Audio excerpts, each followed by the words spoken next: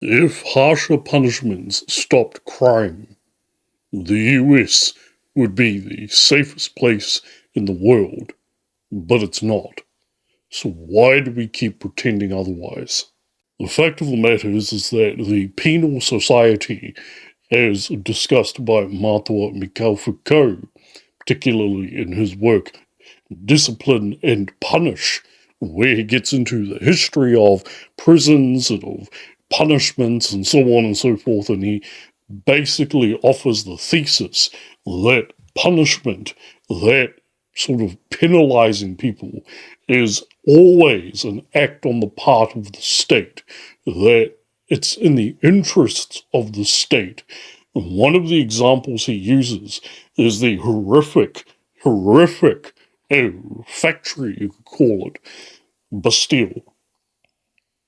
Bastille was used by Foucault as an example of the total inhumanity that states use when punishing people. Now, that's not to say that they don't punish bad people. That's not what I'm arguing.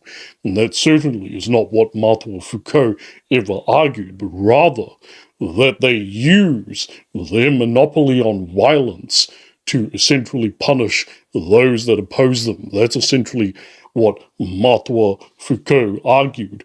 And so he put forth the thesis that essentially crime, similar to Charles Baird's, notion that the US Constitution was written with the economic interests of those in mind, the writers, hence why it never abolished slavery. In fact, it upheld it, it enshrined it, it even defended it.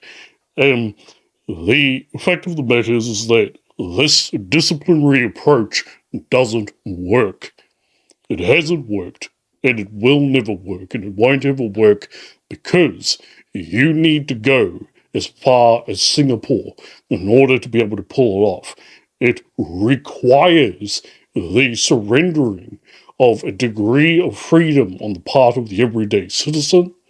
And of course, it requires the suspension of civil liberties for all, at least on certain issues or in certain areas. Singapore is perhaps a fine example of this, for which her laws have been described as draconian.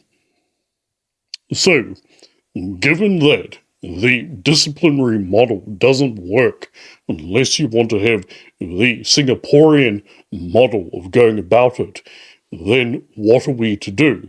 Well, the fact of the matter is that there is a model that does indeed work, and it is the Swiss model. That is a zero tolerance for true horror, whilst at the same time not relying upon institutions and prisons and so on and so forth that actually breed more crime. Think about it.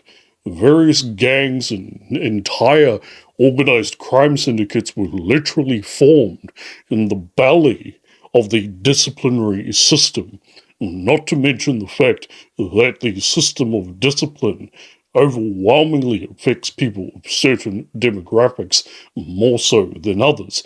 And then, on top of that, let us not take into account the role that money has to play in people getting lighter sentences and so on and so forth. So, the idea of just desserts and so on and so forth is a naive approach to essentially how the state should operate. When you look at Martin George Hegel, who described the state as the march of, quote, God on this earth. That is how he described the state. Then you realize that the state is this behemoth. It is this mammoth type structure and creature.